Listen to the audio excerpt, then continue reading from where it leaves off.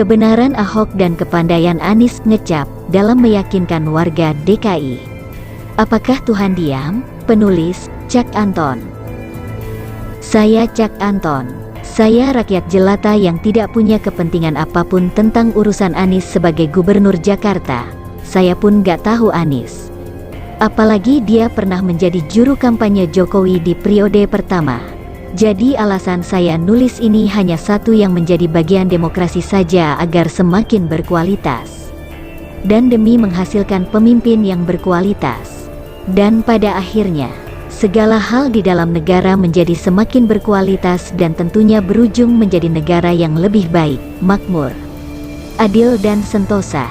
Dari zaman ke zaman, yang namanya politisi jago ngecap yang kerap diartikan sebagai pengobrol janji itu sudah biasa. Bedanya dulu dengan sekarang adalah jejak digital dan transparansi yang semakin tinggi akibat perkembangan teknologi. Janji politik memang tidak ada yang mengikat kalaupun tidak ditepati. Janji politik pun tidak harus ditepati jika sudah tidak relevan. Dalam politik, semua orang boleh dan wajar. Tetapi kalau menipu itu namanya kurang ajar. Janji itu bisa tidak tertepati karena keadaan yang tidak bisa ditetapi. Sedangkan kalau yang menipu itu adalah sudah tahu itu tidak mungkin, tetapi dijanjikan hanya untuk mencari simpati. Kita akan mengambil contoh janji Jokowi untuk membeli kembali Indosat. Meruginya Indosat yang terus membengkak adalah bukti bahwa membeli kembali bukanlah tindakan yang bijak. Daripada membeli untuk rugi, lebih baik menggunakan dananya untuk fundamental ekonomi yang lebih baik.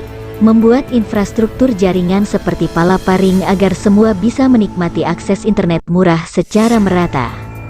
Janji Jokowi tersebut justru memang harus tidak ditepati karena sudah gak relevan. Mungkin dulu nilainya tinggi, tetapi saat ini sudah tidak lagi.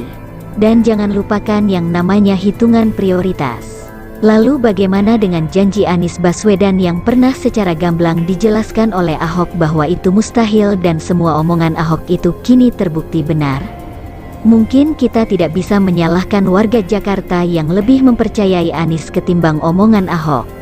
Kita anggap saja warga Jakarta itu pintar, tetapi Anies lebih pintar, ngecap, sehingga membuat warga Jakarta mengimani apa yang dia sampaikan tanpa perlu menganalisa fakta. Sebenarnya dalam debat Pilkada Jakarta tahun 2017, secara gamblang Ahok sudah memberikan alasan setiap program dan kebijakannya dari latar belakang hingga solusi terbaik yang mungkin untuk dijalankan. Selain itu, Ahok pun membantah program Anies dengan alasan logis terkait kemungkinannya gak bakal bisa dijalankan. Dasar itulah yang membuat kita bisa berasumsi bahwa warga Jakarta itu bukan bodoh. Tetapi Anies yang memang lebih pintar untuk menata kata sehingga bisa meyakinkan bahwa kecap yang dijualnya adalah nomor satu. Berikut adalah yang perlu kita ingat terkait perdebatan Anies dan Ahok. Yang pertama, Anies menyerang Ahok dengan sebutan tukang gusur terkait relokasi rumah warga yang ada di pinggir sungai. Ahok pun sudah menjelaskan bahwa relokasi itu memindahkan warga dari pinggir kali yang kumuh dan rawan banjir ke rumah susun yang dipenuhi berbagai fasilitas subsidi. Warga direlokasi agar bisa dilakukan normalisasi sungai yang menyempit akibat pemukiman liar. Yang awalnya seharusnya 25 meter tetapi tinggal 5 meter.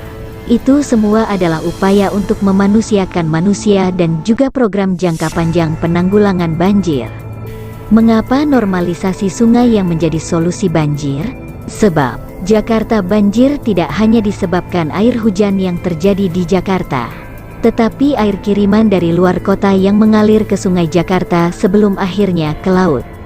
Penjelasan gamblang Ahok dipatahkan dengan mudah oleh Anies melalui kata keberpihakan dengan tidak menggusur. Masalah banjir pun dijanjikan akan diselesaikan tanpa menggusur. Gubernur Anies Baswedan mengimani Sunatullah dan itu dianggap sebagai solusi yang sangat menjanjikan.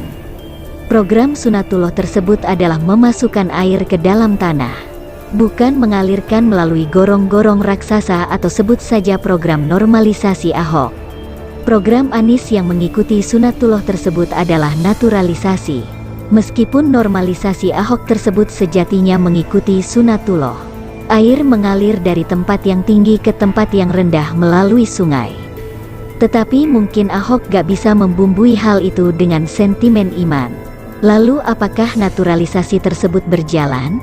Hingga masa jabatan Anies hampir habis, gak ada progresnya. Bahkan Pemprov Jakarta saat ini menganggarkan dana untuk kembali melakukan normalisasi. Lucu sih, tetapi gak apa-apa. Yang namanya berubah menjadi baik itu harus kita dukung. Yang kedua, terkait menolak pulau reklamasi. Ahok sudah menjelaskan bahwa program tersebut sudah ada aturannya sejak Orde Baru. Dan itu pun gak mungkin dibatalkan. Cara satu-satunya adalah mengelolanya dengan baik demi kepentingan rakyat. Dalam rangka itu, NJOP 15% pun digodok aturannya. Jika itu lolos dan ditetapkan oleh DPRD Jakarta, maka ada uang ratusan triliun yang akan menjadi pendapatan Jakarta. Selain NJOP 15%, program Ahok pun sudah disiapkan untuk hunian para keluarga baru yang nantinya bekerja di pulau reklamasi. Ada sekitar 1 juta tenaga kerja yang akan terserap di sana. Tak hanya hunian untuk para pekerja, untuk nelayan pun sudah disiapkan. Sejancukeni pun, dari dulu ketika Fauzi Wibowo masih gubernur Jakarta, papan reklame tentang penurunan tanah di Jakarta itu sudah sering saya lihat kalau saya mau berangkat kerja. Dan sejancukeni pun, di beberapa daerah di Jakarta itu air laut bisa naik sampai pemukiman. Jalan satu-satunya ya seperti di Belanda, membendung laut, namun dengan dalih keberpihakan kepada nelayan. Anies Baswedan menolak pulau reklamasi, tetapi pada akhirnya menerbitkan ribuan IMB pulau reklamasi tanpa NJOP 15% dan program-program yang bisa menyentuh warga Jakarta seperti yang Ahok lakukan. Dan yang terakhir adalah yang terkait rumah tapak DP 0% yang pernah dijanjikan oleh Anies pun sudah oleh Ahok bahwa itu mustahil. Mekanisme pembiayaan pun gak masuk. Ahok sudah menjelaskan begitu panjang dan lebar alasan kemustahilan itu. Dan untuk penduduk miskin, Ahok membuat program rusun untuk warga miskin. Tetapi oleh Anies dipatahkan dengan mudah melalui kata yang menyindir Ahok terkait pemimpin yang putus asa mencari solusi. Namun saat ini lihatlah program rumah tapak DP 0% bagi warga miskin pun yang gak terlaksana. Diganti dengan rusun, itu pun biayanya tinggi. Jangankan untuk warga miskin, untuk warga yang bekerja dan dapat gaji Jakarta saja sulit. Nah, apalagi sekarang pengadaan tanah untuk program tersebut pun bermasalah dan sudah ada yang ditetapkan sebagai tersangka karena korupsi. Melihat fakta-fakta di atas, apakah salah jika saya berasumsi bahwa perkataan Ahok benar? Dan jika sudah begitu, apakah Tuhan yang Maha Adil akan diam saja? Menurutku sih itu terserah Tuhan. Mengapa saya bawa-bawa Tuhan? Karena Pilkada Jakarta 2017 pun prosesnya membawa-bawa Tuhan.